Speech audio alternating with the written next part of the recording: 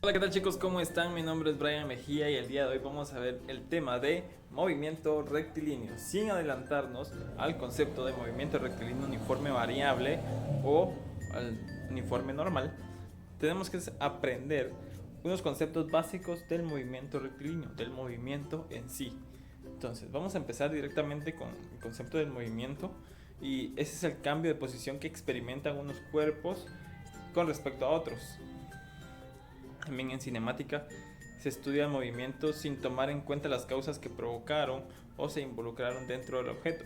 Eso quiere decir que cuando provocamos un objeto, vemos un objeto en movimiento, en cinemática normalmente solo ocupamos cómo se mueve, qué distancia recorre, qué rapidez lleva y cosas como esas para la observación del movimiento.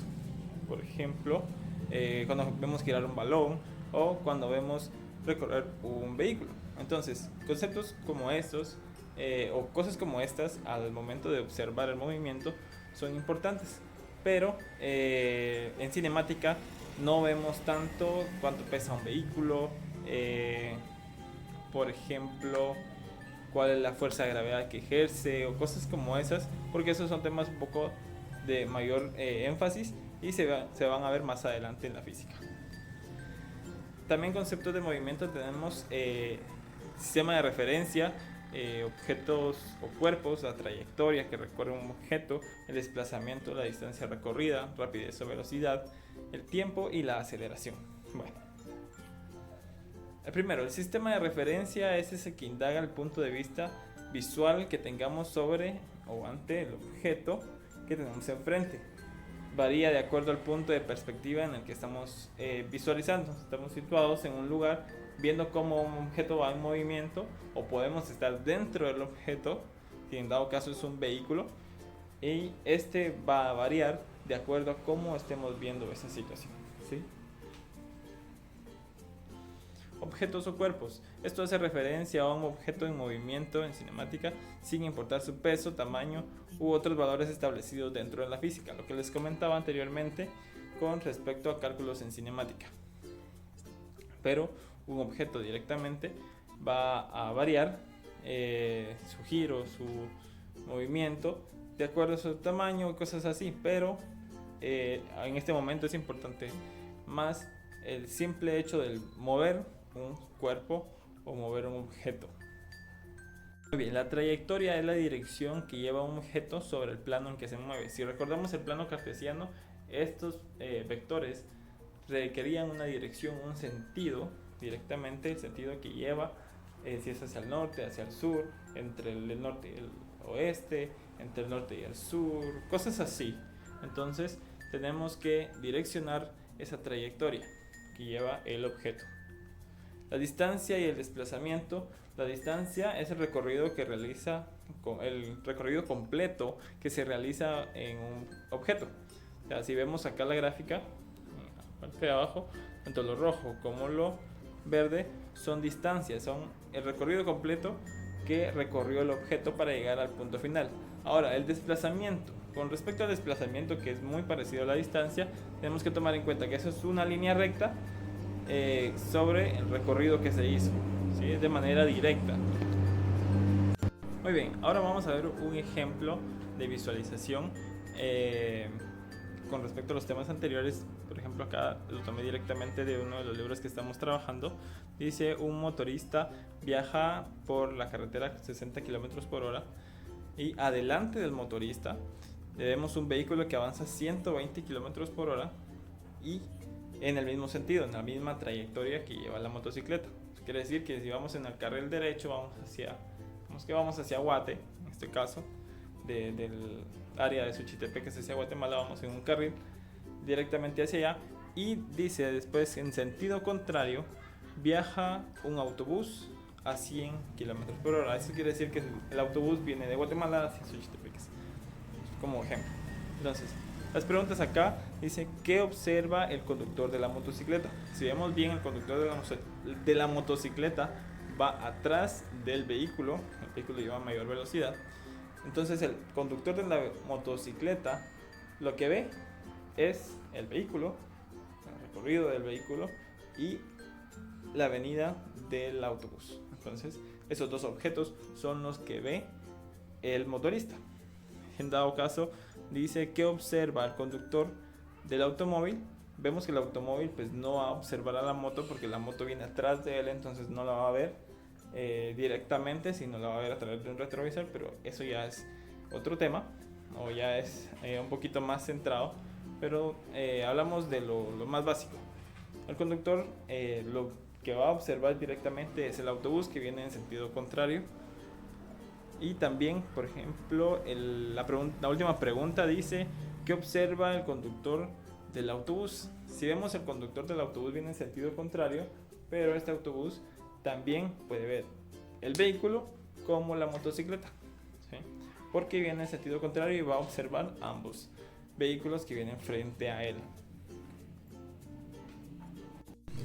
Vamos con otro ejemplo. Dice: una persona viaja a un autobús y puede comprobar. ¿Cómo puede comprobar que está en movimiento? Veamos. Uno de los conceptos de movimiento directamente, por ejemplo, si yo estoy acá parado, tienen que saber que yo estoy en movimiento directamente. ¿Por qué? Porque yo no lo estoy viendo, estoy quieto, estoy intacto, pero la Tierra tiene un giro, tiene un movimiento sobre un eje específico, sobre nuestro sistema solar, y está en movimiento. Eso quiere decir que yo estoy en movimiento, pero en este caso vamos a meternos a un autobús, vamos sentados, vamos bien cómodos, y ese autobús lleva su recorrido, lleva su trayectoria, pero dentro del autobús pues no se ve tanto la velocidad con la que lleva, porque uno está más o menos sentado, tranquilo, y no está tanto en movimiento. Pero si observamos hacia afuera, se observa claramente, perdón la redundancia, se observa claramente que el objeto en el que vamos va en movimiento. Entonces, así podemos identificar que el autobús va en movimiento, que lleva un movimiento específico. La siguiente dice: ¿cómo es posible que un móvil, un auto, haya descrito una trayectoria pero no se haya desplazado? Recordemos que la trayectoria es el sentido que lleva o que va a llevar nuestro objeto. Como lo describíamos en vectores, es una dirección que se va a marcar. Aunque el recorrido aún no se haya realizado, es como una indicación que se está realizando para el objeto.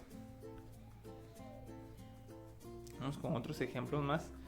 Dice: se lanza una canica en una pista recta y tarda 5 segundos en detenerse. Luego se lanza una pelota de tenis y se detiene a los 20 segundos. Ahora, las preguntas que dicen acá: ¿qué sistemas de referencia se utilizaron para comparar las situaciones? Los sistemas de referencia, en este caso hacemos mención del tiempo. Ambos los medimos conforme el tiempo que se trataron en recorrer. Ahora, ¿qué factores determinan el tiempo que tardan en detenerse los dos móviles? Ahora, ¿qué factores podrían determinar esos tiempos? Porque lo habíamos mencionado, uno es más grande que el otro, el peso, la masa y cosas así no involucran directamente cinemática, pero estos factores también son importantes de acuerdo a la velocidad que se empuja, la velocidad que ejerce o cosas por el estilo. Pero en este caso podríamos decir que serían la masa, el peso o la fuerza que se ejerce en cada canica, en la canica o en la pelota directamente. ¿Por qué se tardó más tiempo en detenerse la pelota de tenis? Una probabilidad: se haya ejercido más fuerza, haya tenido más movimiento, o el espacio donde recorrió haya tenido menos obstáculos. Muy bien, ahora adentrémonos a lo que es la rapidez o la velocidad. Es la razón de cambio de la posición de un objeto con respecto al tiempo. Si vemos, la velocidad se mide directamente entre lo que es la distancia conforme el tiempo que se vaya dando, ¿sí? Se mide a través del desplazamiento recorrido y el tiempo, lo que les estaba mencionando, que conforme la distancia que recorran y el tiempo que se hagan, llevan una velocidad específica, ya sea constante o ya sea cambiante, conforme la aceleración, que es el siguiente tema, que es el cambio de velocidad con respecto al movimiento de un objeto, ¿sí? Eso quiere decir que si voy en un vehículo y cambio de velocidad La mayoría conocemos que un vehículo tiene cambios, digamos, pasa de primera a segunda, ya ejerce una mayor velocidad, entonces este objeto va a avanzar más, va a tener un espacio más grande de su recorrido. Vamos a ejemplos de representación gráfica con respecto a la velocidad y a la aceleración.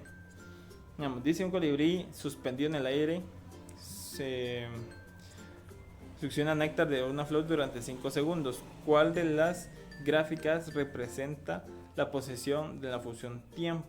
A ver. Primero tenemos que saber que si un colibrí está en el aire, se mantiene a una distancia y no se mueve de ahí, está sobre una flor absorbiendo el néctar durante 5 segundos. ¿Cuál sería nuestro factor ahí? Si se dan cuenta, no está en un movimiento directo o aplicando una velocidad, simplemente está sobre un eje X y sobre un eje de tiempo. Entonces, lo que involucra acá es tanto X como T. Entonces, nuestro factor sería este. ¿Por qué sería este? Porque no cambia, el tiempo se queda igual, no varía, no ejecuta una velocidad, no ejecuta nada con respecto a velocidad o rapidez.